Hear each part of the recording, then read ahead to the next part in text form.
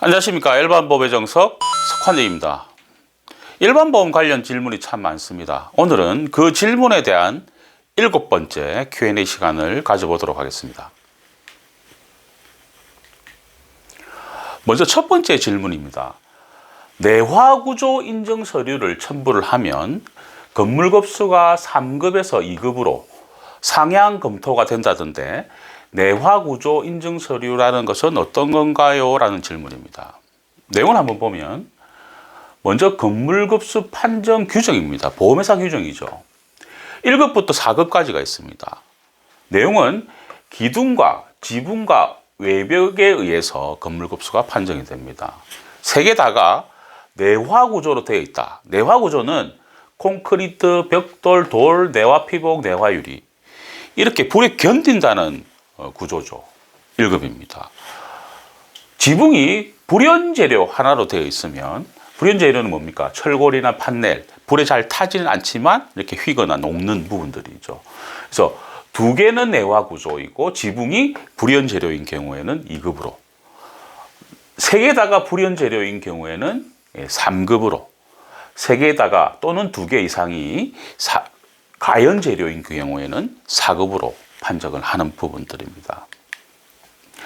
그래서 내화구조 인증서로 시공한 건물이다. 2급 구조인데 지붕을 내화구조 인증서로 된 재료로, 건축 재료로 시공을 하게 되면 1급으로 적용을 해드리는 부분들이고, 샌드위치 판넬 건물, 이런 건물이죠. 불연재료는 내화구조 인증서로 시공을 하더라도 2급까지만 상향 조정해 드린다는 부분들입니다. 그래서 1급은 같은 업종, 같은 요일이라 하더라도 보험료가 적죠. 4급은 보험료가 많다는 부분들입니다. 그래서 보험료를 줄이는 그런 부분들이 될 수가 있습니다. 내화구조 인증서 양식입니다. 방재시험연구원장이 발급한 내화구조 인증서에 의해서 건축자재를 납품을 받아서 시공을 했다. 이런 경우에는 상향 조정을 해주더라는 부분들입니다. 그리고 한국건설기술연구원 마찬가지입니다. 납품을 받아서 시공을 했다. 상향 조정해 드리는 부분들입니다. 근데 간혹 이런 서류를 가져오는 경우가 있습니다. 난연성능 시험 성적서입니다. 아까 방재시험연구원장, 건설기술연구원장이 발행은 했지만 난연성능 시험 성적서는 보험회사에서 인정을 해주질 않습니다. 꼭 기억을 하셔야 되는 부분들이고, 그래서 내화구조와 난연구조의 차이점. 내화는 불에 견딘다, 버틴다는 부분들이고, 난연은 불에 잘 타지는 않지만 나중에는 내화구조만큼의 성능이 안 된다는 부분들입니다. 그래서 인정을 해드리지를 않습니다. 꼭 기억을 하셔야 되는 부분들입니다. 다음 질문은 스터디 카페의 경우 업종을 어떤 것으로 하면 될까요? 라는 부분들입니다.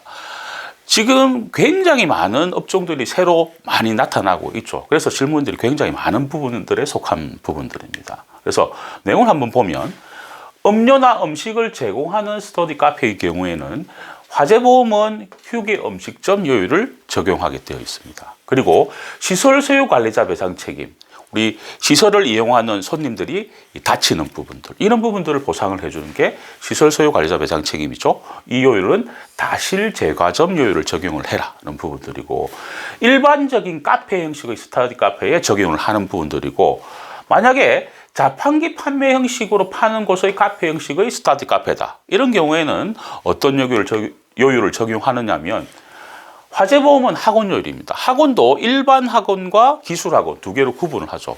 일반 학원으로 적용을 하는 부분들이고, 시설 소유 관리자 배상 책임 보험은 독서실 요율을 적용하는 부분들입니다. 마지막 질문이죠.